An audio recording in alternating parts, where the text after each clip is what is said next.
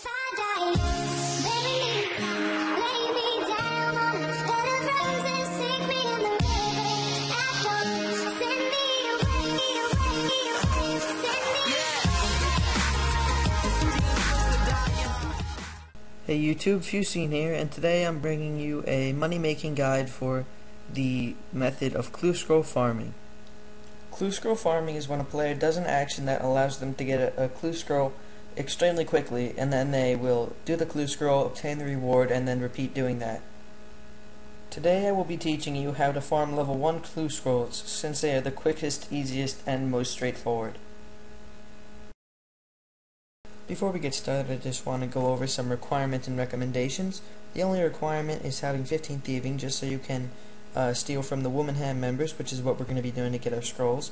And then my recommendations are having Ghost Ahoy done for the Ectophile to get to Canifis, or having Desert Treasure done to have the Ancient Spellbook teleport there. I recommend that you have 30 plus thieving so that you fail pickpocketing less, and you have 50 plus life points so that when they hit you, when they catch you, you're gonna be able to take more of those hits before you have to eat anything. And then also I want you to have all the lodestones unlocked, because it'll get you around quicker, and just have 5 agility so that you can get a Wicked Hood.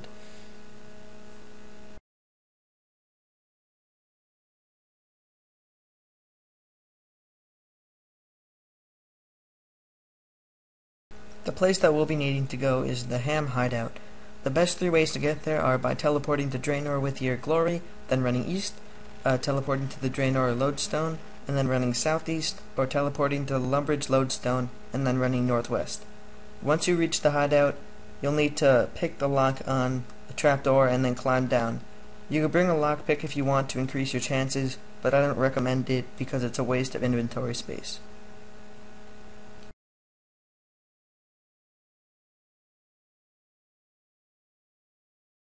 As you can see, the inventory setup that you need to farm clue scrolls is fairly simple. You just need some teleport supplies, like teleport runes and teleport tabs, an emergency food source such as a Sardome and Brew, and a spade. I also bring a Ring of Wealth in case I need to go to the Grand Exchange to get items for a clue, an Ectophile to get to Canifis easily, and a Wicked Hood to get to Wizard's Tower easily. The Ectophile can be obtained by completing the Ghost Ahoy quest, and the Wicked Hood can be obtained by talking to Tamagruber at the Birthorpe Agility course.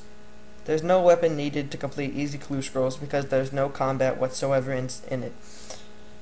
I also recommend that you have every single one of the lodestones unlocked, as it's quick and easy access to everywhere around Runescape. Once you reach the Ham Hideout, you're going to want to pick the lock on the trapdoor, and once it opens, you're going to want to climb down. From there, you should run to the southeast, where you'll find a big room filled with Ham members. Now you're going to want to start pickpocketing the female Ham members, and only the female Ham members. This is because the drop rates for clue scrolls on the female and Ham members from pickpocketing are significantly different, and the females give a lot more clue scrolls. So as you can see in this clip, the method that I'm using to pickpocket them is spamming the pickpocket button as fast as possible, and then once they catch me and stun me, during that interval of time where I can't do anything, I just want to drop the items and junk that I got from the previous session of pickpocketing. This is good because even though you're only going, if you follow my inventory setup, you're only going to have 12 inventory slots, and you won't have to waste time that you could be pickpocketing them, dropping useless items. Each time that a Ham member notices you stealing from her, there's a chance that you could be beaten unconscious and bundled out to 1 of 5 places by Ham members. 4 of these places are on the surface of RuneScape. Although this can be a very big nuisance if it happens to you multiple times before you get a scroll, the 4 places on the surface that they can carry you out to are not very far from the hideout, and you can run back there within a half a minute. The one place that's not on the surface is inside one of the Ham jails, in which case you would just pick the lock you'd be on the inside, you'd pick the lock, and then just run out to the main area again and continue pickpocketing.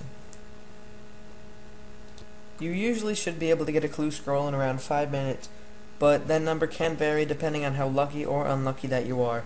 For example, in this clip, I was pickpocketing for about 2.5 minutes before I got my clue scroll, and there's been some times when it's taken 7 minutes, and there's been some times where I've gotten the clue scroll on the very first pickpocket that I did. There are 3 types of clue scrolls that you'll come upon in the easy treasure trails, one of them being search scrolls. These will direct you to search crates or chests or barrels in a certain location, and some of them, not many of them, but some of them request you to dig in a certain location. The pros of these are that some of them are very precise and easy to pinpoint, such as the one that I just showed you in the video, which told me to search a crate, I believe, in a house that had a piano in Yanil, and now I know exactly where to search for that one. However, on the other side, there are some that are very vague, such as ones that say, search crates in a house in Falador, so that might take you a little while to find.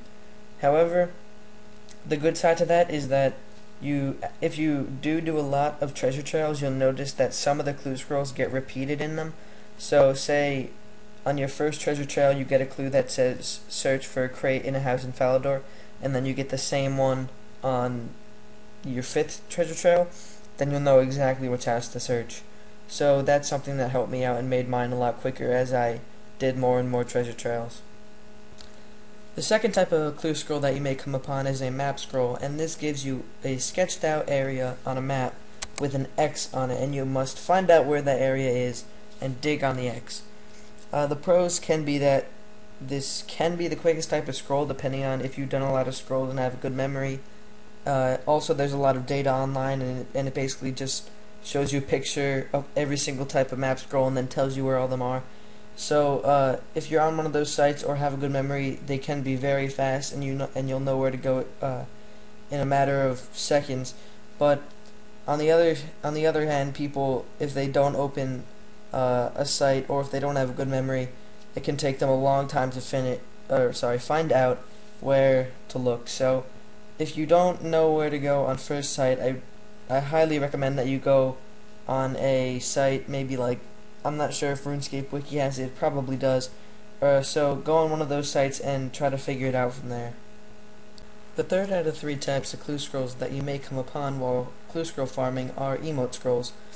These tell you to do a certain emote in a certain place in a certain attire, which is like clothes. The pros to getting this type of scroll are none at all, because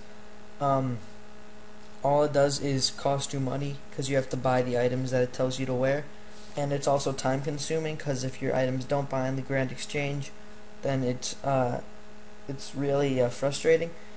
So this is going to be the worst out of the 3 types of clue scrolls that you can get while doing easy treasure trails.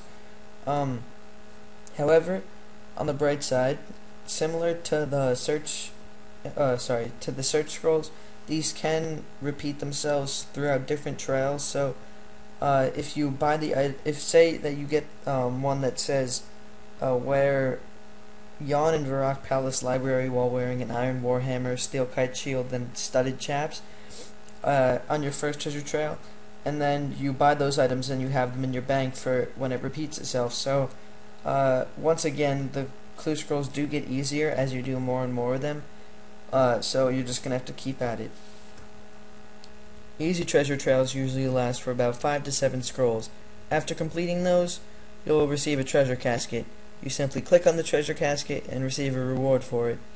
Most rewards are 5k to 200k, but there are some items such as gold trimmed armor and god pages that can go for millions of GP. So if you do enough treasure trails, then you're bound to get one. Here are the rewards for me doing about 3 hours of clue scroll farming. I got about 15 treasure trails done in that amount of time, and I'm going to price check it in a minute for you, but I think my rewards come out to about 830k.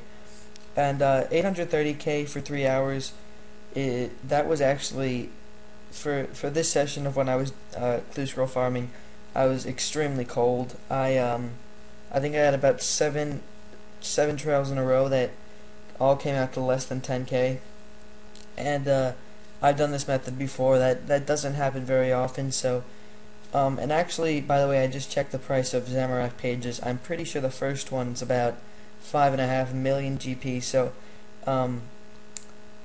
even just doing it regularly, you're going to be making a good amount of money for such little requirements. But if you're able to land a Zamorak page or any god page, then you're pretty much set. So this is a good money making guide for any accounts that aren't all maxed out in their skills and just want to make a first couple mil, whether it's to train or do some other money making methods. So that's pretty much the end of this video, guys. Leave a like if you enjoyed it, if it helped you out, and leave a comment.